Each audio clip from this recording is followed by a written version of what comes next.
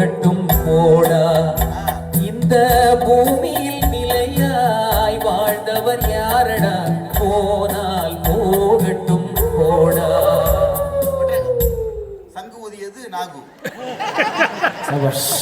அடுத்த வரி வந்தது தெரியும்.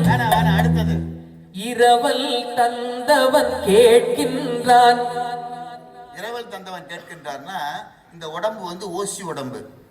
நாம என்ன நினைக்கிறோம், இட் பிலாங்ஸ் டு அஸ் இல்லையா? இல்ல இல்ல இல்ல, 75 வயசுல தெரிஞ்சு பேரும் ஓனர் வேலை ஆளுன்னு. ஏன்னா நீங்க சொன்னது எதுவுமே அந்த உடம்பு கேட்காது. இரவல் தந்தான், ஓசியில கொடுத்தான், இத்தனை வருஷம் கொடுக்குறேன், லீஸ் இல்ல, டெனன்சி அக்ரிமெண்ட்ல ஒண்ணுமே இல்லை. அது எந்த அக்ரிமெண்ட்டும் இல்லாம ஃப்ரீயா கொடுக்குறான்.